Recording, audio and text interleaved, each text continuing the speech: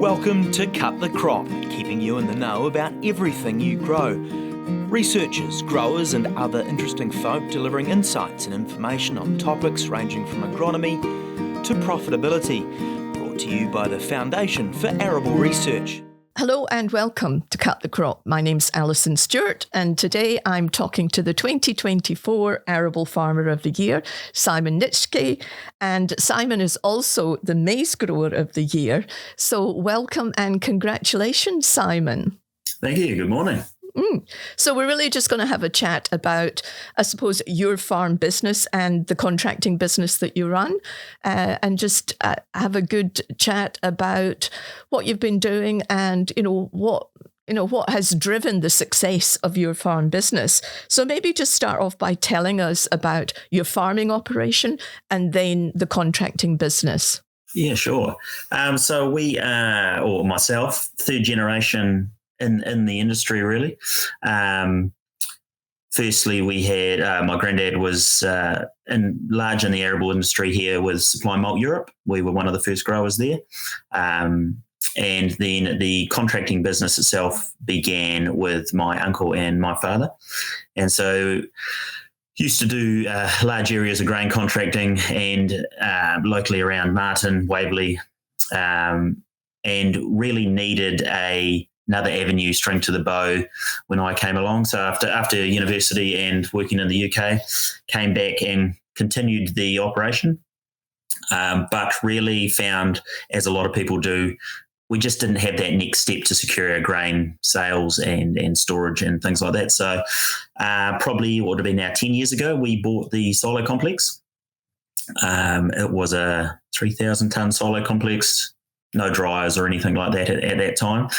And probably 7 years ago, we put in a big Alvin Blanche dryer, milling system, and really pushed it. It's going to be the end of this season. It'll be 5,000 tonne of grain storage there.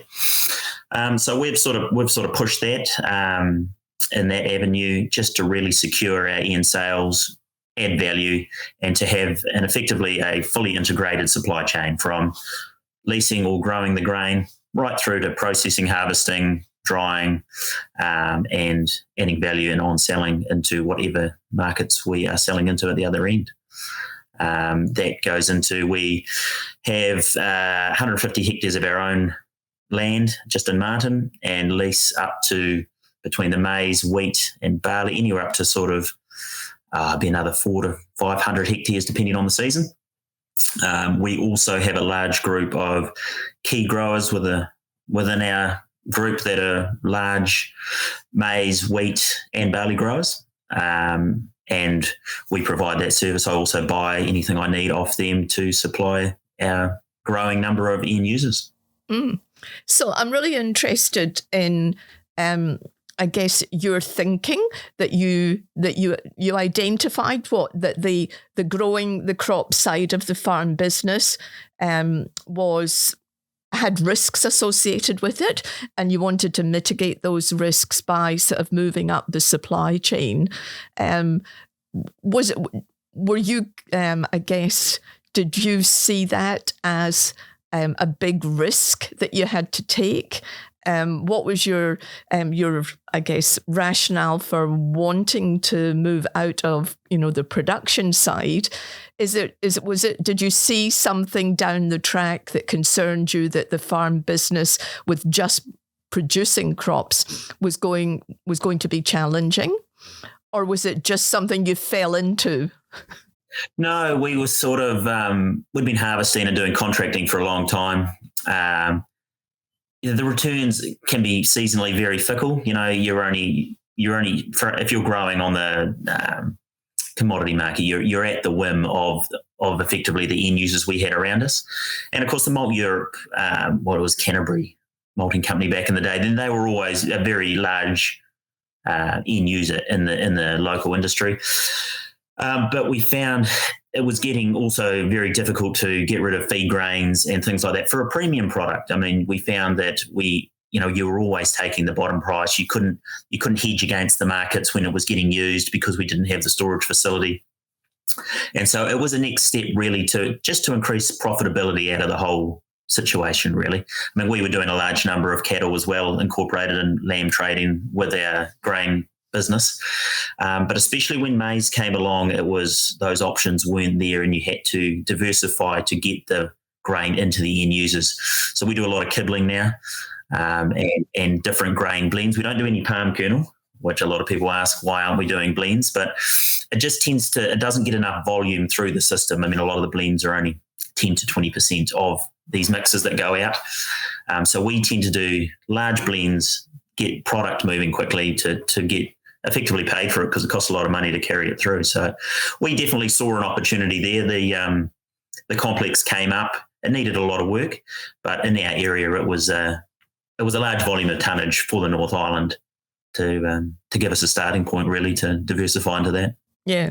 And it's obviously worked for you. And so I guess being prepared to try something a bit different, to invest in a new venture, it is risky, but it obviously it's worked out for you and the rest of the family.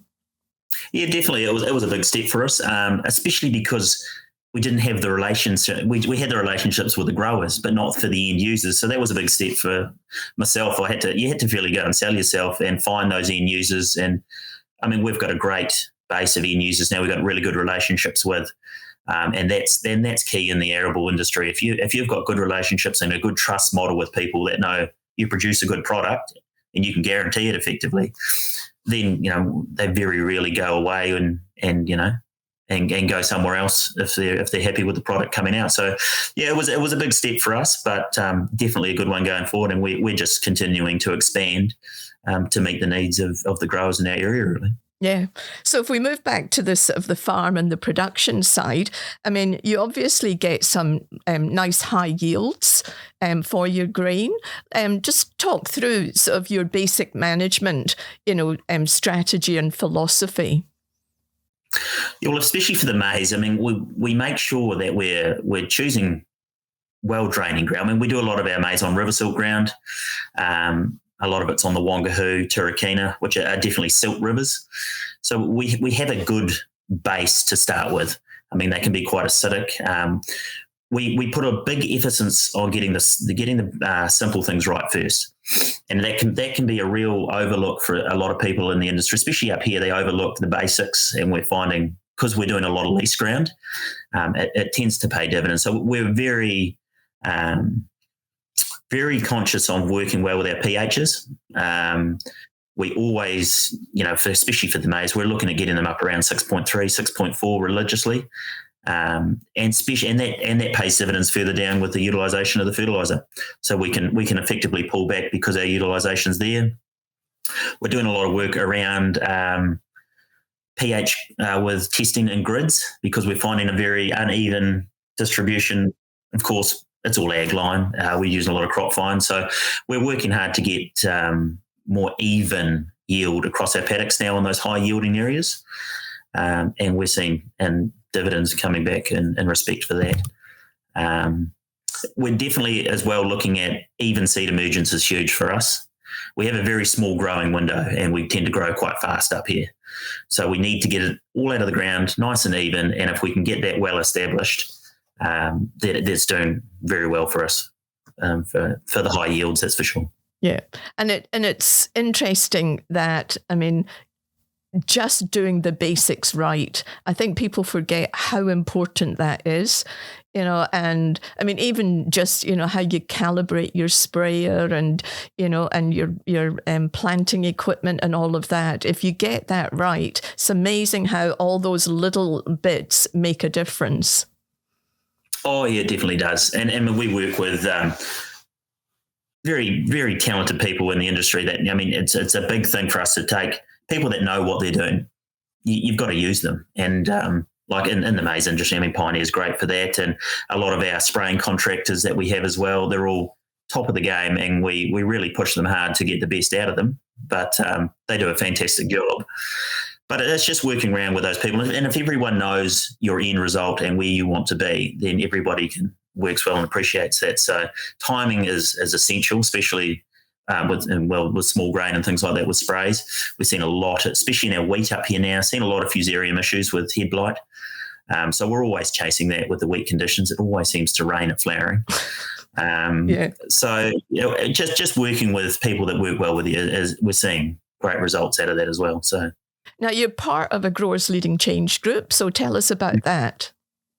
Yeah, there's a good group of growers up here, all relatively large growers, working pretty close together. So I think, we were working on the differences in cultivation practices, be that strip till, min till, or direct drill. I think that was our first one we were looking at, mainly with maize establishment. And then we've also been looking at the different cover crops and timing of cover crops in maize establishment. So whether that be at blackleaf thrown along with a helicopter, trying to mitigate these new chopping fronts that tend to spread all the residue out and smother all the grass. So it's a really interesting group of a lot of like-minded people that are really at the top of their game. So it seems to be getting we're getting some great feedback out of that. And it's just a good way there's a lot of people on different soil types. And so it's a good way just to see how these different practices are influencing the system and the yield out of it, really. Yeah. And it's interesting. I mean, when we started the Growers Leading Change initiative, a lot of growers were a little bit sceptical about whether, in fact, that would have any value. And actually, the value is not necessarily, in the project that you're involved in. The value is actually just connecting with a group of other like-minded growers and sharing knowledge and expertise and talking about what worked and what didn't work, and building a network, a support network. Oh, definitely. We've got a WhatsApp group and everybody's always chatting on there and sharing their photos or what's going on. What can anyone tell me what they're seeing the problem here is? So it always used to be, the growers were always very, keep to their little practices and what they do that works for them. But we're really seeing a change, especially in our group of, it's good to catch up with everyone. Everyone's like-minded. We all know each other, and it's good to catch up and you just chew the fat and share what's working for everyone. And it's definitely just getting growers together to, pick everybody up and share that risk, have a cup of tea and say, oh, look, this didn't work for me. What did you find? And they're really good in that respect. I'm sure it's something a little bit harder than a cup of tea. Usually, hopefully it is, yeah. Some cold days it is. Yeah. So you also mentioned that you went off to the UK. So you went to Lincoln University and then you went off to the UK. What were you doing in the UK? Just went over for an OE, but we ended up, there was a reasonable group of us from Lincoln that went over that was, we were running a cropping farm over there. They did a lot of rapeseed, wheat and barley for a contractor there and, mainly driving the combine over there as well. But got into the community there and we were there for a few years, which was quite good. Managed to, we became in a grower group there. And it was very good just to be able to, talk to like-minded people on the other side of the world effectively and just see how they're doing it as well. So yeah, and presumably you still keep in contact with them? Yep, definitely. Still part of the group. The group structure changes quite a lot and it sort of goes on different tangents, especially with the regulatory issues they're having over there at present. But it's just good to get good feedback because they tend to get all the chemicals before we do, or a lot of their regulatory issues tend to hit them prior to it hitting us. It's just a good scope just to see how the industry's working over there if we have these sort of issues come into New Zealand and how they're working around those, really. And that's exactly what FAR does as well. We have a really good relationship with the AHDB and NIAB in the UK, and we can see the big issues that their growers are experiencing, and we know that in 2 or 3 years' time, our growers will experience similar things, particularly around resistance building up to ag chem, or as you say, the regulatory issues. And so it is good to have those international links. It does make a difference. And it also makes you realise that New Zealand is not, is not experiencing anything different to the rest of the growers and the farmers in the rest of the world. The regulatory issues, loss of ag chem, resistance building up, it's all issues that everyone's facing. Yeah, that's it. And I was always astounded that, a lot of the ground over there has been cropped religiously for, 100 years and when you're working there, it's almost like chalk dust and you're thinking, how do you get anything to grow? And then all of a sudden they're getting 12 tonne of winter wheat out of it. But they're doing it now with less and less chemicals, and less, they're having to work around these issues they're having. And it's especially in, say, machinery-based practices, or how they're doing with the new varieties that they're getting options on with, say, wheat and things like that. It's really good just to see how they're doing that and come through, because we might see that variety in 2 or 3 years, and then they can say, oh, no, that's a rubbish one. It's susceptible to this or that. And then you can make a reasonable judgment out of what they're doing to either improve their soil or, the varieties they're running with. Yeah. So, I mean, obviously you got those 2 accolades, Maize Grower of the Year, Arable Farmer of the Year. People are going to be expecting a lot from you over the next 5-10 years. They'll be looking to see what you're up to. What are your plans for the future? Have you got new initiatives that you want to try? I mean, is the farm going to, are you going to look to expand, or what's the future going to be like? Yeah, definitely. I mean, if reasonable, I'm definitely pushing for the maize. The maize is a really area that we enjoy at the moment, and we've got all the facilities there to use it. So, if good ground can come, available in the area we're looking at, we'd definitely have to consider looking at that. Main thing I'm looking at present, or we're definitely looking at expansion in the silo complex game, and looking at trying to really get into more end users and push our products. The availability of grain up here is very easy at the moment. There's a lot of growers around us that do a fantastic job. So with our guys with good grain quality, that's going to be our next real push. So especially in the maize game for ourselves, we grow a lot of these very high yielding maize crops, but they're not necessarily great varieties when you meal them. So we're talking to a lot of end users at the moment, dairy farmers, poultry, looking at what we need to grow that really suit their end user. So when they're mealing themselves, they look at these high yielding that might not be that golden glowing maize of the older yielding ones that weren't high yielding ones, but they meal very well, and they high in starch, and they work in their system very well. So we're really pushing forward to either grow that high hectolitre weight grain in our better practices, whether that be we need to be fungiciding at tasseling to keep the crop cleaner all the way through to increase grain weight, looking at micronutrients and things like that, or biologicals to really keep the plant healthy, but also talking to our end users to get the best product for them. If they are more than happy to pay for that product, be it a premium because they get exactly what they need, then we're just trying to sell that into the industry now to actually make them tell us what they want that we can grow for them. So that's exactly what you need to be doing. You meet what the market wants, and you try and produce really good quality, sort of bespoke produce, and hope that you can negotiate a slight premium. Well, at the moment, because Malt Europe's the same, they're pretty high specifications of what they need now, and it works well for them. We supply a lot into Nestle. All this wheat that we put into them, they demand a good quality product to meet their specifications. So it's not unusual for us. And our growers are getting very good now at producing what we need, as well as ourselves. So it's just about getting out into the rest of the industries, be that poultry or dairy, and really trying to push that to say, look, this is a premium product, to try and not so much steer away from palm kernel, but hopefully we can meet, that will drop over time, and really pull them away from these imported products that, we can get everything we need out of what's right in front of you. Absolutely. That's a great goal. So fingers crossed, or not actually fingers crossed, it's just the confidence to do it and succeed. So thank you very much. And as I said, congratulations on getting your awards. And we'll all be looking to see how Simon and the rest of the Nitschke family business do over the next 5 to 10 years. Looking forward to catching up some more. Yep, excellent. Thank you very much. Thanks, Alison. Thanks for tuning in to Cut the Crop, presented to you by FAR. If you'd like to know more about any of the topics discussed or have any suggestions for future topics, go to www.cutthecrop.co.nz.